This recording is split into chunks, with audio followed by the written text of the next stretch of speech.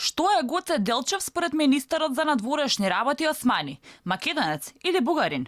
Откако договорот воспостави ред во таа комуникација и историските прашања ги одвои, ги даде на историчарите, додека политичките прашања на политичарите, имаме резултат во двете траектории.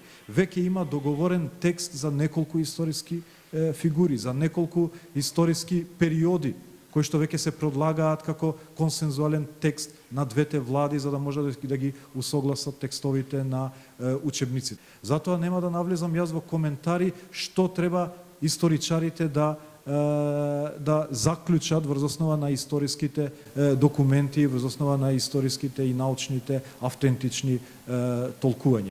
Министерот за надворешни работи избега од историските факти и не одговори дека Делчев е македонец. Се правдаше со тезите дека битката, со како што ја нарекува тој пријателска Бугарија, се водела на две траектории, една на политичарите, друга на историчарите. Сепак, иако Османи не кажа што е Делчев, неговите бугарски колеги немаат проблем да го декларираат како бугарин. Министерот за надворешни работи е оптимист дека комисијата ќе изнајде договор за Делчев, но не понуди решение што доколку не се договорат историчарите од македонската и од бугарската страна. Каде исчезна бетонираниот идентитет што го гарантираше власта?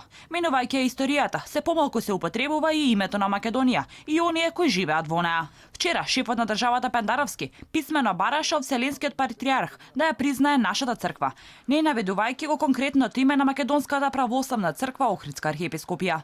На која црква, кој народ и на која држава им се обраќа Пендаровски, односно чиев претседател е? Ако странец го чита неговото писмо, нема да знае кој функционер го пишувал, да не е насловот на самиот документ. Ви се обраќам во името на голем дел од моите сограѓани кои што се идентификуваат како православни христијани и чија единствена желба и потреба е да се смират со своите ближни и да се упатат кон заедничката иднина, кон соживотот и кон вистинската слобода. Во оваа насока би сакал да упатам барање до вашата свесност да го уважи повикот на нашиот благочестив народ и на нашата црква. Слични реакции имаше и на роденденот на Арама на 18 август, кога граѓаните ја критикуваат честитката на претседателот до армијата.